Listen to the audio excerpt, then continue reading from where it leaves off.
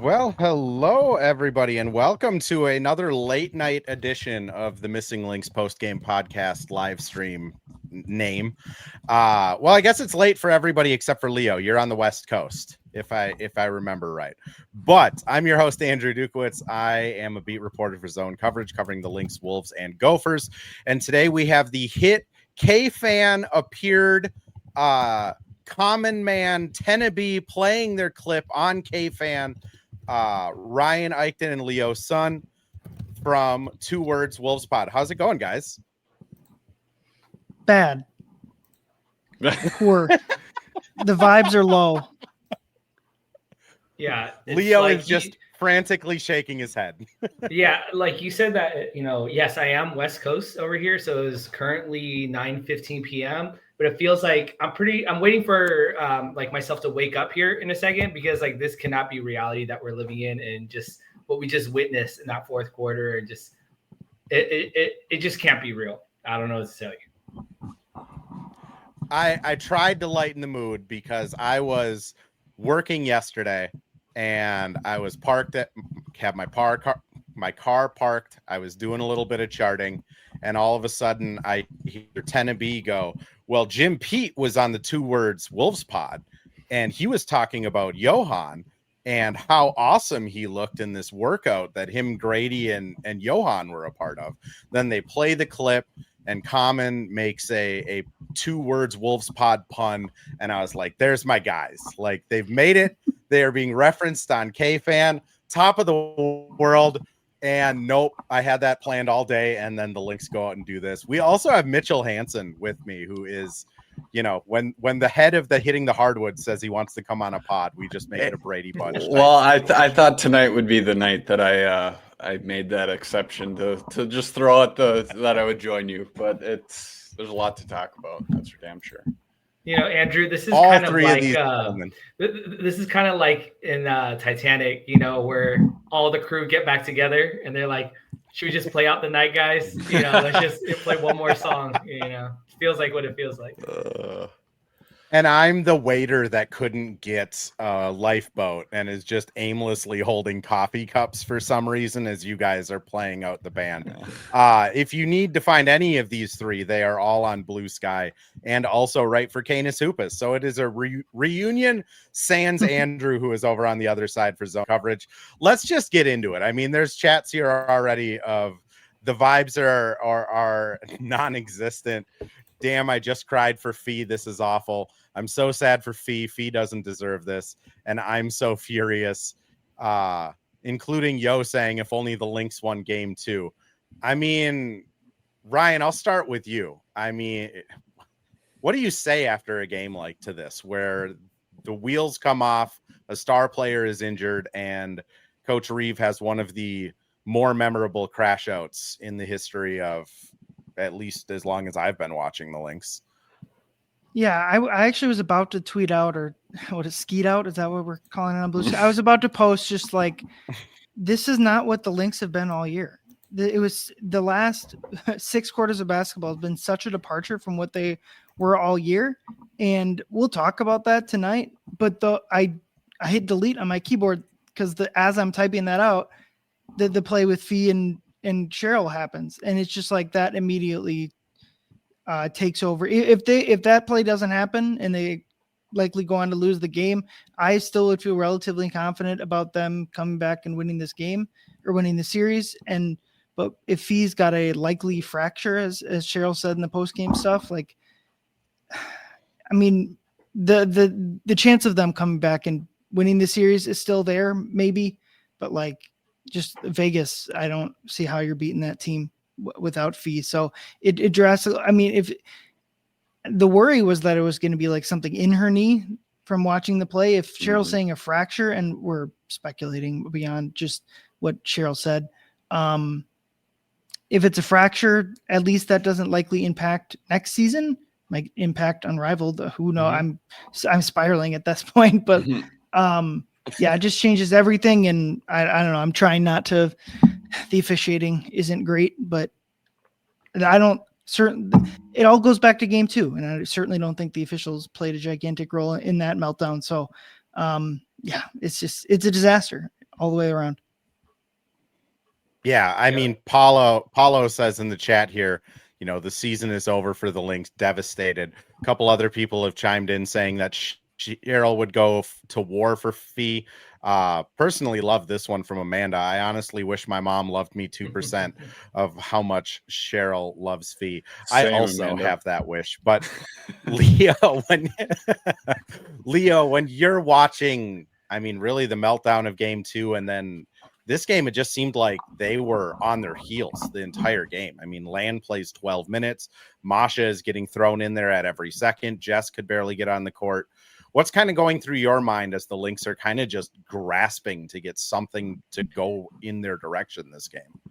Yeah, Andrew, it's similar to something that Ryan said earlier. It's like, this is not the Lynx team that we saw all season. I mean, we've seen a team that's been ridiculously clutch, pulling out games in the fourth quarter. Land, she'll be up and down with her shooting and her scoring, but like she'll always make it up somehow, on the defensive end, the clutch, a clutch drive, a clutch three. And you can see that it seems like Land's in her own head about it now, where every shot just is too much weight on it, where it's like, I have to make this, like I have to do it. And when she isn't, it just kind of snowballs, into a bigger thing. And you can't have this type of production also even from Bridget Carlton. I mean, BC again, someone that we trust, and she was having a tough time with Sabali, which she's outsized physically, but still, she has to contribute on the offensive end at least a little bit. Some of the shots that she took were questionable as well too. It seems like she tried to force herself to get going. So all that to say, yes, I'm with a lot of the chat that says it feels like the season's over. We'll see what the actual prognosis is on Fee's ankle there, but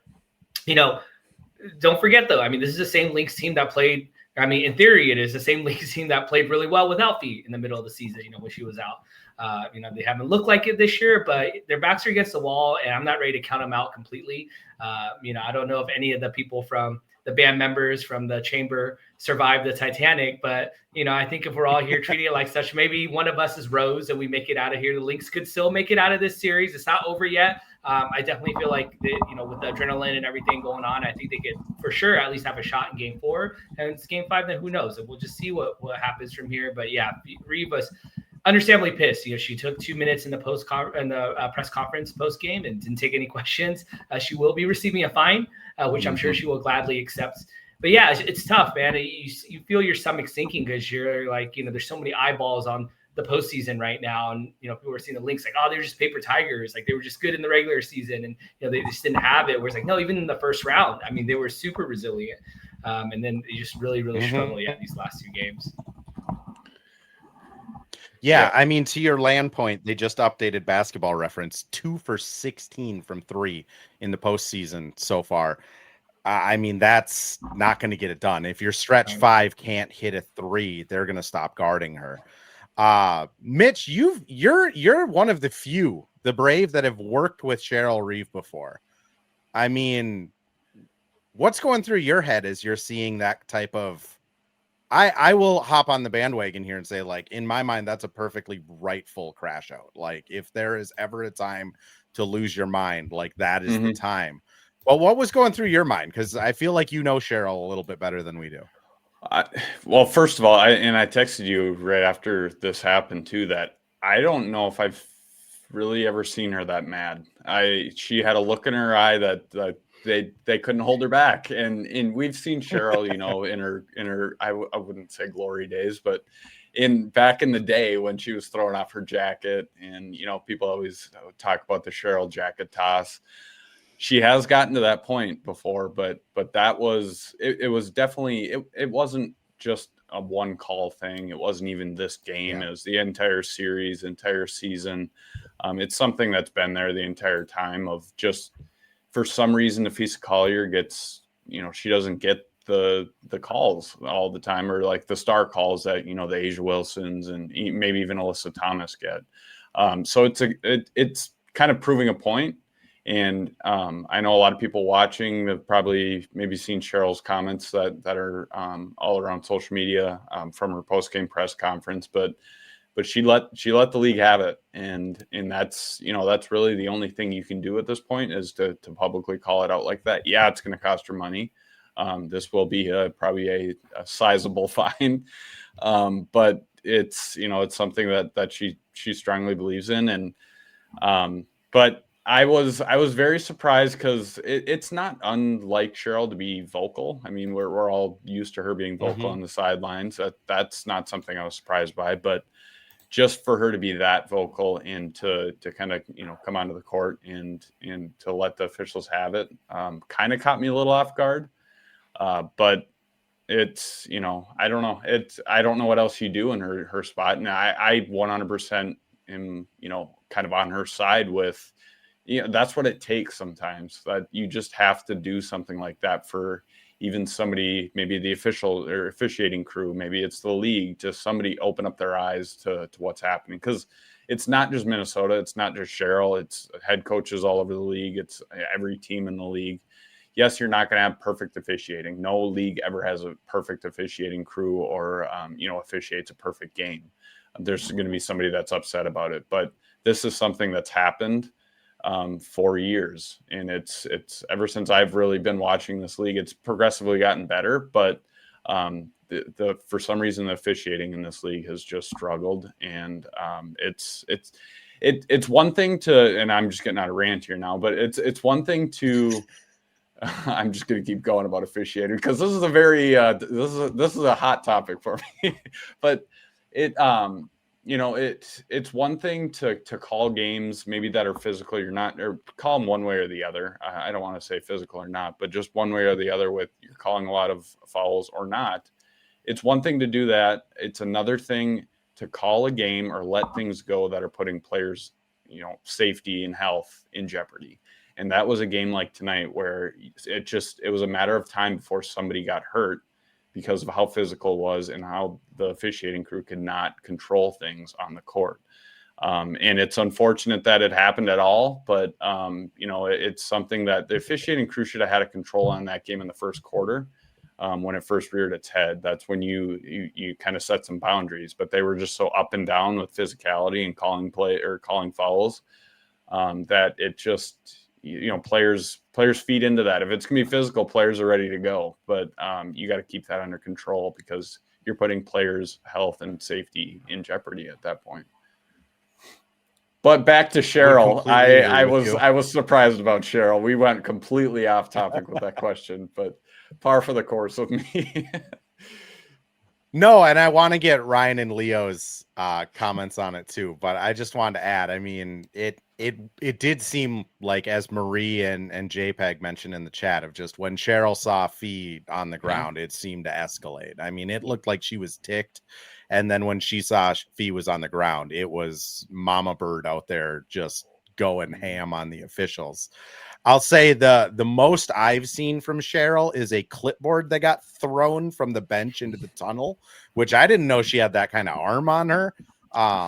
But like, to your point, this was a game where the first half they let everything go. I mean, it was AT barreling into the lane. K-Mac was getting some of her weird little, like, K-Mac has this thing where she comes around screens. She just knees people in the thigh, which I don't know. It looks like it would hurt a lot, but she got away with all of that stuff today. K-Mac's pink hair braids also says Eric T-Bolt got a tech on that play. Yes, Eric also got a tech on that play.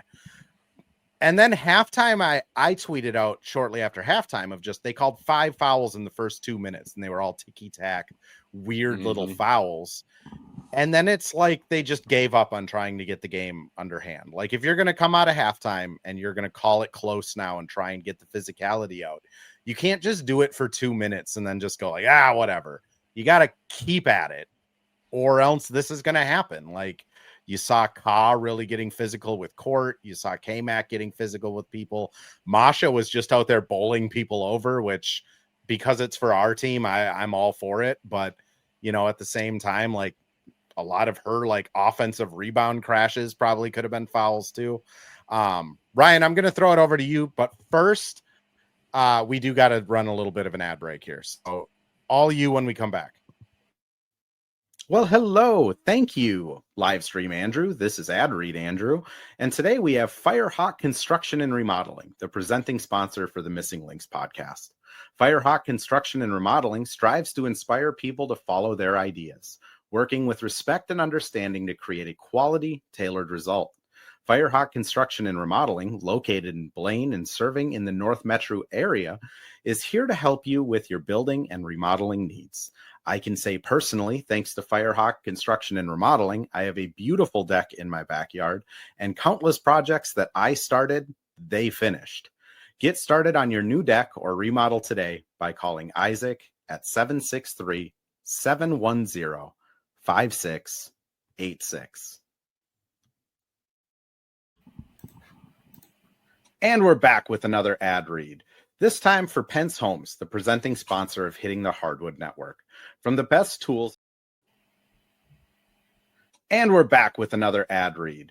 This time for Pence Homes, the presenting sponsor of Hitting the Hardwood Network. From the best tools and technology to transparency throughout the entire process, Nate Pence and the Pence Homes team is the top choice for buyers, sellers, and is proud to support you and your home ownership goals. Get started today by calling 612-308-1122 or by emailing info@pencehomes.com. All right. So for people that are listening to this on a podcast, you heard those ads perfectly. But for people who are in the live stream, that is Firehawk Construction. Please call Isaac at Firehawk if you have any decks, internal remodeling, floors, need a basement finished. I have called him for things as simple as help. My basement is leaking. He and his team are wonderful. And the other one is the presenting sponsor of the Missing Lynx and Hitting the Hardwood, Nate Pence at Pence Homes.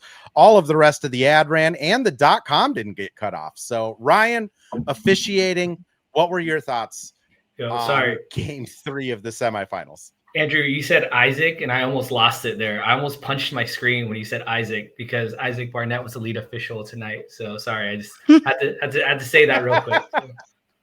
Okay, so Ryan, do you have any Isaac Barnett comments? Not Isaac Davis of Firehawk Construction and Remodeling, and also general thoughts on officiating at all? It is all you, go.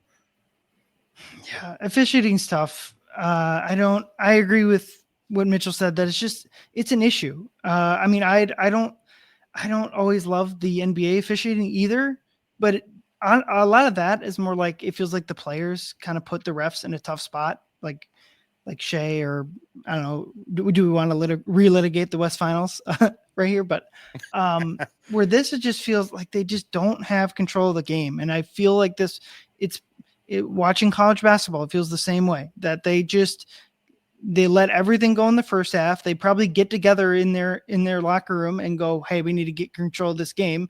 And then they go swing the other way and they're calling everything.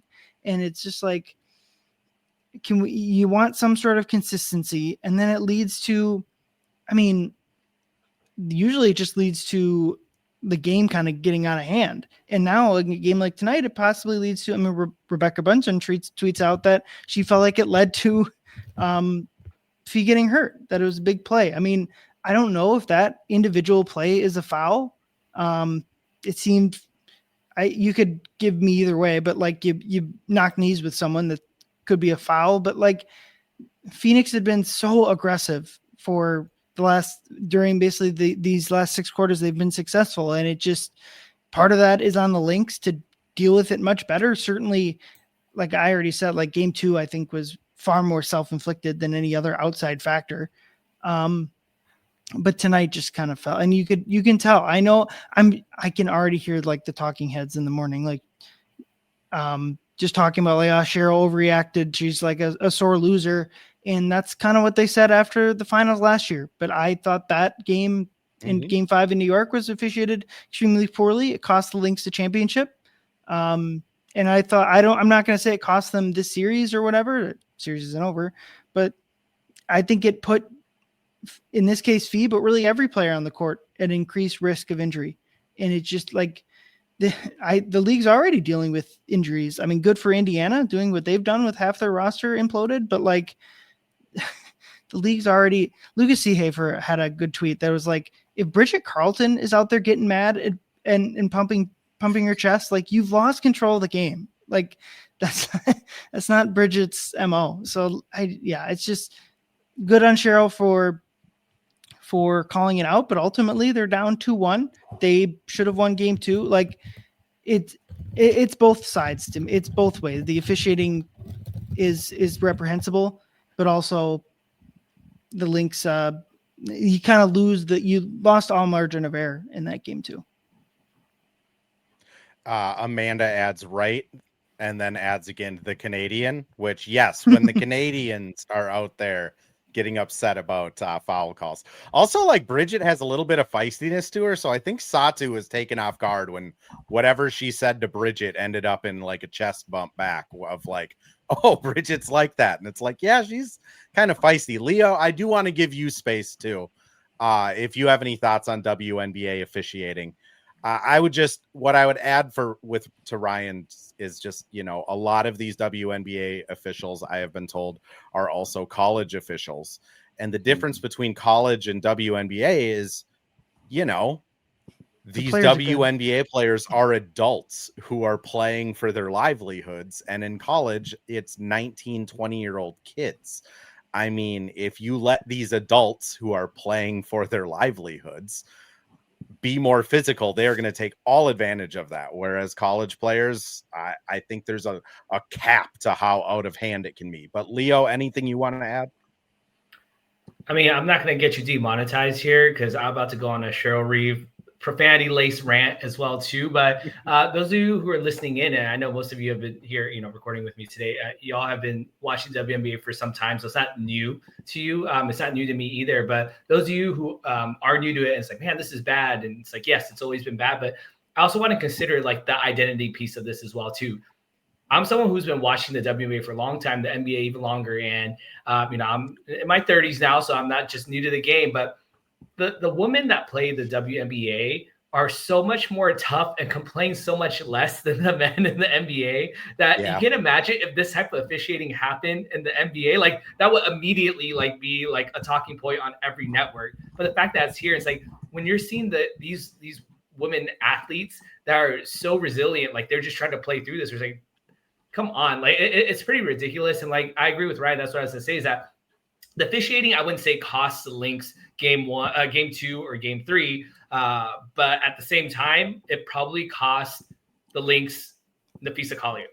Like, obviously, it wasn't the officiating, a direct play of a blown call that resulted in that foul. Like that injury was going to happen anyways, whether or not they called a foul on it. But like, you know, we've been saying, you know, it was the foreshadowing was there. Like, you look at how Cheryl got her first tech in the game was because AT was just, I'm not going to, you know, say anything not safe for work here, but was, you know, doing a little bumping and grinding on Fee in the post here. We're just, you know, and you saw Reeve like acted out. That's when she got her foul. Where it's like, you know, we saw this coming. Like clearly, like AT is a physical player. She's always been a physical player. It doesn't matter if it's Fee or anyone else. She's gonna play like that, and they got to be ready for it. But again, this lack of accountability from the officiating really caters to, you know, Alyssa Thomas and that style of play where it's like, all right, you know, when you see her rev up from the three, once she crosses half court, AT has a ball, she revs up like she's in a wildcat formation and just runs straight through like whoever's in front of her and just like blows it up like with a, you know, that small to big pick and roll. And again, I don't know if it's smart for the Leafs to try to take a charge or do whatever, but I mean, it was one of those things where it's like, all right, like, you know, who's going to stop her? Because like, she's clearly not fazed by the officiating being like the officials stepping in to call offensive foul, call, you know, any type of, you know, blocking fouls on offensive rebounds or whatever the case. Like, you know, at the end of the day, you know, the Leafs had chances this game. You know, they had plenty of chances. It wasn't only the officiating. You know, the offensive rebounding was the issue for them, or the defensive rebounding for them was the issue. The turnovers. Again, I'm surprised I looked at the box score. I think Court only was accredited with 1 turnover, but like we all remember what turnover that was. I mean, she threw it to absolutely nobody. It was a loud turnover. Yeah, it was a very, very loud turnover, as they often are with Court. And so, but even when the game got away from them in the second quarter, it was just all the turnovers. And so again, those are self-inflicted wounds. I'm not going to chalk that up to officiating, but yeah, you know, it's tough. Well, and now, I mean, we've hinted at it a few times, and we'll go around one more time, just kind of giving our thoughts on how the rest of the series is going to go, because they are now down 2-1. What I would say is Cheryl in her emotion, in her emotional press conference, I wouldn't put a lot of stock into like the broken bone type of thing. Obviously, you know, it may have looked broken, could have felt broken, but until they get an x-ray and like until tomorrow. No one really knows. So I would say it didn't look good for Fee, but Cheryl obviously felt a certain way, and now they are going to be playing game 4, likely, I would assume, without Fee. A couple people have come into the chat and mentioned Dejanay. She's done for the year. And this is a team that is now, their depth is really going to get tested because Lan and Jess could hardly play tonight. I mean, Mitch, what do you think the path is for this team if they want to win this series? Because obviously it's dire straits now. Yeah, I mean, just before I get into that, going back to game 3 a little bit. Yes, the officiating was an issue, and it's something we'll talk about on this game and maybe the entire series. But ultimately, Minnesota just didn't have it in game 3 either. You got to look at the team's execution wise too. That it just, Andrew, you and I were talking about it offline when the game was going on. Phoenix was just the better team in the game, and just every execution. Minnesota hit some big shots. They needed obviously much more than what they got, but they had some great minutes from Masha, but it's just ultimately the outcome of the game. And yes, officiating maybe played a big part of it, but it shouldn't come down to even a handful of officiating calls. Like Minnesota just didn't seem to have it tonight. And so that obviously set them back, and now their backs are against the wall. But when it comes to game 4 and maybe the rest of the series, like it obviously gets a lot tougher now, depending on what happens with Napheesa Collier. If she left this game healthy, maybe that is a very different story. Yes, Dejanay is gone, but that was already something we knew going into this series. And I still, I personally thought Minnesota was going to win in 4. But it's, Phoenix just has a way of getting Minnesota out of sorts. Offensively, they just look rushed. They look like, they just don't know what to expect. And I don't know if it's different looks they're getting defensively. I'd have to look a little bit more. But one thing that has really been interesting to me is Minnesota has always been, throughout the, entire regular season, they found success from deep. And what did they do in game 1 that really, helped propel them? They held Phoenix to 1-3 in game 1. In game 2, that Phoenix had 13. I don't have the box score up, but I know they hit a decent amount of shots tonight. Satu Sabali hit 2 huge threes in the fourth quarter that really, stopped any momentum for Minnesota. So that's one thing I'm looking at. And the main thing to me is just, it's almost like Minnesota needs to take a deep breath when they're out there, because they're going a mile a minute. I know they like playing fast pace, but when the game presents itself like it is now, and it's more of a physical, slow inside out game, you have to adjust. And that's something that the Lynx have struggled with. So that has to happen in game 4, excuse me. And ultimately, if you do stretch to a game 5, anything can happen. You maybe get, if the injury isn't as serious as what Cheryl hinted at in the post-game press conference, maybe you have her back for game 5.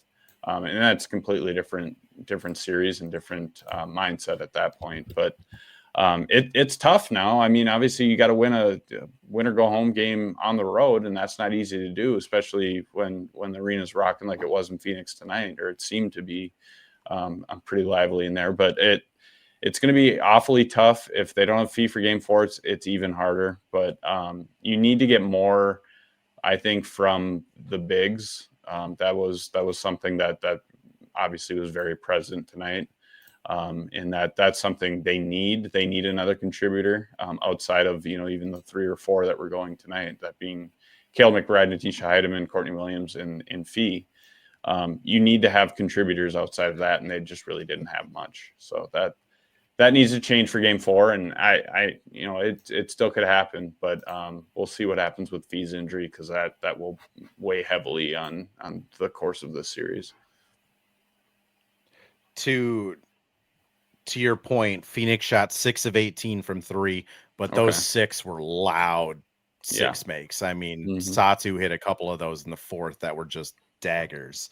And to your bigs point, I mean, Jess and Smith played 20 minutes combined, no points, 2 rebounds, 3 assists, 0 for 5 shooting.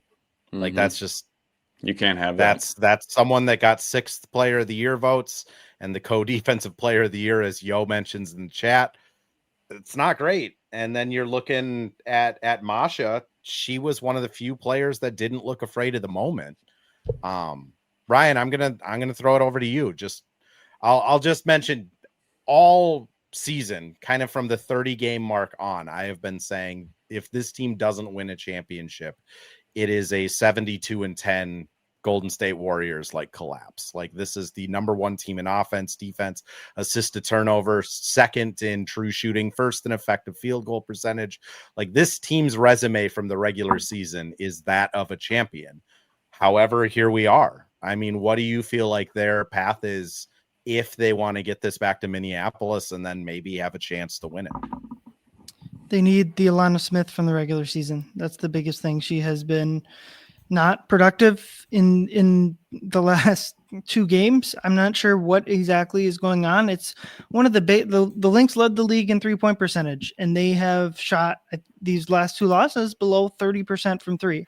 I don't know what, what is that? Is that Phoenix speeding them up? I don't know. Is that just bad variance in a 2-game sample? I don't know. But so much of these games, especially game 2, it's just been Lynx wide open 3 brick, Phoenix on the other end open 3, that's in. And it's just and it's not great to complain about that after game 2, because you had your chance of winning the bad shooting variance game by just taking care of business, and they didn't. But even tonight, Satu Sabale was not as good of a 3-point shooter as Bridget Carlton, at least Alana Smith during the regular season. But she's nailing shots, and Alana Smith has been putrid from deep. None of us know what's going on there. Mm-hmm. They just haven't been productive. And same with Jess Shepard, who I think I saw was top 2 in field goal percentage, by the rim, and has been missing layups this entire series.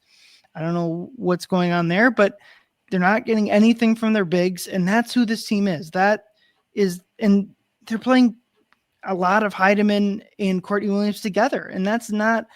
I mean, there's select lineups that they've been successful with that, but the core of their team is with 2 bigs, and both of their bigs are not playing well, and they're desperately missing DeJeanette Carrington in this series. Mm-hmm. And that's three of your 4 wing/bigs are either hurt or just not playing well. And so you're at such a disadvantage there. But it's just what's frustrating is even given all of that, if Sabale misses 1 tough 3 that she made, and the Lynx, I thought a big sequence in this game was late in the 3rd quarter. The Lynx are starting to pull away, and Fee missed 2 bunnies that she has been making all year. And they could have been up close to 10, and instead they're up 4. Mm-hmm. And it's just that was big. And so they're just, how many people are just playing well? Because I don't think a single person on this roster is playing how you'd want them to. That's one thing that Phoenix has done well, though. If I could just add to that just real quick, just the one thing Phoenix does or has done in this series is they've just gotten under Minnesota's skin. They have the Lynx out of sorts, and that's impacting absolutely everything on both ends. And I don't know what it is. I don't know if it's facing Phoenix at full strength for the first time. I don't know what the deal is. Maybe the emotions that are behind it, but they have a way of getting at Minnesota that no one else really has this year, and I think it's just tough to figure out. And the Lynx are struggling. It dates back to last year too. AT was able to get under Fee's skin in Connecticut in a way that I haven't seen anyone, which maybe it's the physicality, maybe it's the smile, maybe it's, her one-handed shot put shot. I don't know what it is that irritates Fee, but it does seem that way. Mm-hmm.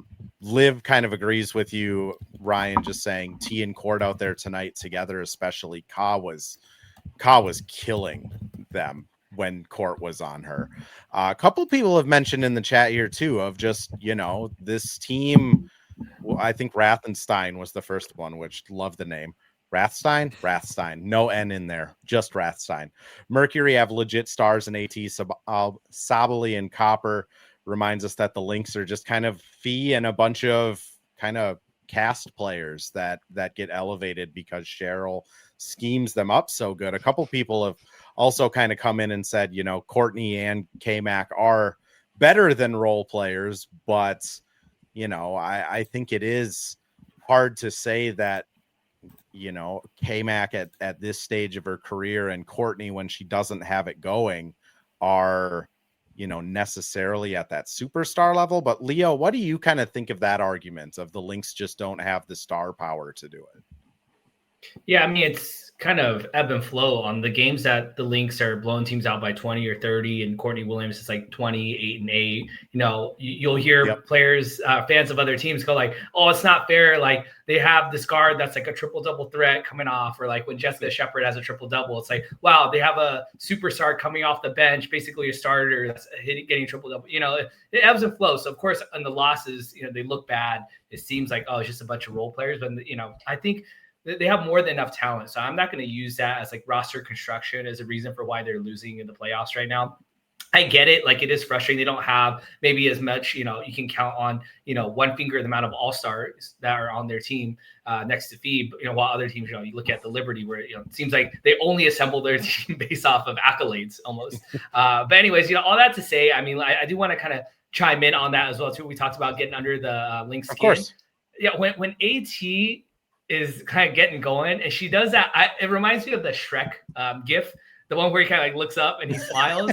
Like AT does that like every game. We know when that's happening, like things are not going well because like that's the kind of game that she has. And she has that personality. So, you know, she did that too much at home today. But with Fee out now, or potentially out, we don't know for sure, but if she's out at least for game 4, we're going to need, like I said, that triple-double Jessica Shepard back. She has to play confident and she has to move the ball because there's no more time. Cameron Taylor is not going to come off the bench and play minutes, you know, in game 4. At least I don't think she should be. And so Land has to come back as well too. I mean, I think this all goes back, you know, someone said in the chat that we had our co-defensive player of the year come, you know, not barely playing this game. In games 2 and 3, the 2 games the Lynx just lost, we were outscored in the paint by 14. In each of those games. In the game that we did win, the Lynx did win, they won points in the paint by 2, right? And so you think about, okay, if that's a place where the Lynx are really getting beat up in the paint, well, wouldn't it be good if they had a defensive player of the year that could be playing and monitoring the paint, you know, during that? And so I feel like, you know, Land really needs to, you know, again, maybe the offense is affecting her defense or vice versa, but she got to figure that out. Like there's no more time to be like, all right, well, you know, Land is an emotional player. You know, you see her get, you know, teared up, you know, when she makes a mistake even, or even when she, you know, hits the ground and thinks she's hurt, you know, and she's tough. So I do think that she has the capability to bounce back. So I'm not counting her out yet. So I do think that those are 2 things that are really important is, you know, getting Jessica Shepard confident as well as Land. And I think, you know, I protecting the paint is important, but I said this and I'll kind of shout out our Canis Hoopus. We did a pre-postseason roundtable where Ryan, Mitchell, and myself and Benny Hughes of Canis Hoopus, we did one of our questions was like, who are we most worried about facing in the postseason? And I said the Phoenix Mercury because, you know, they're a team that has so much, I don't want to say talent, but they have so many potential weapons that could go off. Like we saw Ka going off in that first half where, you know, I forgot it was Mitchell or Ryan, one of you just said earlier, where Courtney and Napheesa Heidemann, if you could get a technical for yelling at your own player, like Tom Thibodeau once did at Karl Anthony Towns, Reeve would have gotten a technical for yelling at T or at Court, the way that they kept messing up the coverage at when Sabali had them, like kind of front, they were trying to front them, and then T would come and, you know, try and jump the pass, and there's no help on the help side. Like she was pissed, rightfully so. And so they need to figure out that game plan because again, if Fee is not able to play, that backline defense is not going to be there. There's no help side coming around. So yeah, I mean, those are kind of my thoughts on it. The paths to potentially winning, you know, fixing those, you know, cleaning up the paint, cleaning up the boards, and they have to play confident. They have to keep shooting threes. They can't try and play Phoenix's game where it's like, all right, we'll just take a bunch of 2s. They have to play their game. They're one of the best 3-point shooting teams. The Lynx are, and I think they need to lean into that. I completely agree. I really like, you know, we've sparked a chat discussion now on if they have enough talent. I agree with you, Leo. I think this team has played more than enough games together. I mean, Courtney is a multi-time All-Star. K-Mac is a multi-time All-Star. Lan is the co-defensive player of the year. T is a starting point guard in this league. And I'd also agree with you too, that like they missed Dejanay in this series. Mm-hmm. Like when Satu is shooting finger guns at the Lynx bench, that's where Dejanay would have like clipped her.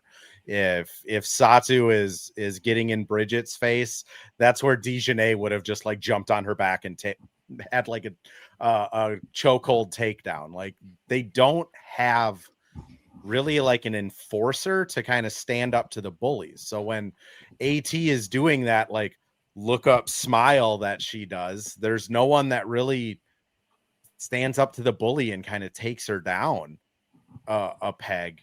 I think Cheryl said it best after game 2 is just everyone was standing around with a bunch of oh shit looks where they were just looking at everyone else on the team waiting for someone else to do it. And unfortunately, when that happens, Courtney Williams tends to kind of overexert herself, I feel like. Maybe with those early in the shot clock shots, things like that. To me, I mean, we got to see an all-star K-Mac performance. We got to see K-Mac go for 25, 28, and just bombing threes, even if she's missing them. You need BC to hit shots. You need Lan to be even remotely effective. Mitch, I'm going to throw it back over to you here. Just kind of final thoughts as like all of this is sinking in, as you're panic putting together a game recap for the Hitting the Hardwood newsletter that everyone should go subscribe to. Like, what are your final thoughts? Just kind of reflecting back on this game. You're a company man. I like it. No, I would just say, obviously it's an unfortunate outcome. There's a lot that happened. I know there's a lot of knee-jerk reactions as to, emotions one way or the other. It's still a series. It's not over yet. Momentum switches very fast in a best-of-5 series. We saw that from game 1 to game 2 after Phoenix ended up winning game 2. But it can swing back in Minnesota's favor. I mean, once we find out more about Fee, then I think we can kind of reassess things on how this series looks. Once we know if it's serious or if she's going to be, day-to-day or whatever it may be. But Phoenix is a scary team, and it might be just the wrong team at the wrong time for the Lynx, and just kind of everything else that's coming together too, with injuries and just kind of banged up, and schedules now get even tighter as we move forward. So it's tough to rebound from. But I would just say for everybody that Lynx fans have rode this wave before. 2016 finals. You could even say 2017 finals when the Lynx won game 4 and came back and won it in game 5. It can happen, and we've been on this road before, but it's give it the night, and let's reassess in the morning and just kind of see how everybody's doing. But it's not the end of the world. There's still a game left to be played. The Lynx still have life, and who knows? Maybe we'll be talking about a game 5. In the semifinals, and who knows what can happen at that point. So I don't know. It's unfortunate the way it had to end in the game. Just as a basketball fan, I think it leaves you kind of with just like a what if kind of moment. If they would have cleaned up the game, it feels like that it was a game that was controlled too much by the officials, and it just kind of boiled over. So it's unfortunate, but it's over. It's reality, and now we move on to game 4. Yeah, if I could add on to that, Ryan, Andrew, like what Mitchell said. Yeah, Leo, by all means, what are your thoughts? Mitchell, you talked about like that momentum changing, right? Mm-hmm. Like imagine if the Lynx, with or without Fee, pull out game 4 and Phoenix can't close out at home. I mean, obviously we're looking at a game 5 in Minnesota in front of some of the best fans in the world that are going to carry them, and they're going to have all of a sudden Phoenix like, dude, did we just blow our one chance to win this thing at home? Especially if Minnesota wins without Fee, if she's out. So yeah, I 100% agree with you. I think all it takes is like one really good shooting performance or one outlier shooting performance by K-Mac, like you said, Andrew, or Land coming back to form, or Courtney going on a heater finally, whatever the case is, and then anything happens in the game 5. So I absolutely agree with you. I don't think it's over. Put our cellos and our violins and violas away. We're not playing off the Lynx yet. The season is not over. If you're listening here, the season is not over. All right. Well, and then what do you like when you you look at teams throughout the postseason in any sport? What do you always say is you learn about a team when their backs are against the wall. Absolutely. And that's exactly what we'll find out in game 4. If it's not going to happen this year, obviously it would come to an end in game 4, but we'll learn a lot about this Lynx team in game 4 and what they'll come out with. And because I think they're going to come out with a punch, and we'll see if it ends up being enough to come out on top. But we'll learn a lot on Sunday. Yeah. And even if it somehow does end in game 4, I mean, we're going to be like, you know what? Look, Fee was out, like whatever. Like, we would have won had she not gotten hurt. And hey, well, guess what? We're about to get a top 2 pick next year's draft anyway. So, banner number 5, 2026. So, Right. It's a win-win either way. We cannot lose. All right. We're Lynx fans. Yeah, we still got that lottery pick in our pocket. Top 3, it's looking like. Ryan, I want to give you final word here, and then I also want, where can people find you? Where can people find the podcast? Everyone go listen to it. I believe Jace Frederick was on this year. Great guy. Leo, I'm going to give you the same space after Ryan here, but Ryan, I'll let you start off. Yeah, my last thought on the Lynx is just like, I'm going to push back against the idea like they don't have enough talent. They don't have enough. I don't think like blowing up this roster would be a smart move. If they simply inbound the ball up 3 in game 2, they're up 2-0. Who knows? We'll say they still lose this game, but like the whole series might just come down to that. They screwed that up. They should have fouled. Yep. They should have fouled up 3. Like they shouldn't have. They had the Phoenix run started because they didn't check in feed until too late. Like all that self-inflicted stuff, that isn't like sticky from year to year. Like they just screwed it up. I think it would be a disservice to let 2 games change your whole path as a franchise. And ignore the entire regular season where you kick butt the entire time, so much so that you basically clinch the 1 seed with a month left. I think I would. I mean, you could and should make tweaks around the roster and make decisions, but like to make any full scale changes, I think would be a mistake, because I just wonder where the series is at if they simply inbound the ball correctly up 3. But where can people find me? Canis, my writing at canishupus.com, and then me and Leo's pod, 2 words, Wolves pod. Like you mentioned, I had Jace on the pod that dropped this morning. Gonna have some more guests this off season. And Andrew, you're a common guest on there too. So yeah, looking forward to the Wolf season. Media day on Monday. Media day on Monday. Leo, where can people find you? What are you working on? Anything you want to plug? Yeah, no, I mean, basically same as Ryan. I'm just like, I consider myself, I'm basically Ryan's assistant. Ryan is really the brains behind the operations for 2 Words Wolves Pod. Mitchell is also, basically I would call him the face of the Lynx coverage at Canis Hoopus as well too. So, I write as well too on Canis Hoopus. Follow us along for that. You can mostly find me. I do have an X account, or sorry, I cannot say it, Twitter account, but I don't post there. Find me on Blue Sky. I also run some of the social media for there as well too. But yeah, again, let's all hang in there together. We're on it together no matter what happens. Season's not over yet. Leo, Rebecca wants to know whose jersey you're wearing. Oh, you know it, baby. Number 24, the rightful MVP of this season. So yeah, again, let's all, if any anime fans out there, let's all Dragon Ball Spirit Bomb, give all of our energy to Fee. Hope she heals up. Hopefully it's just a short-term injury and, she misses 1, if not no games. And Mitch, you're an analytics guy, so I'm just I'll shout it out here. We had 74 people at one time in this on YouTube, and over 1,290 people have checked us out on X and YouTube. Bet on Women. Mitch, where can people find you?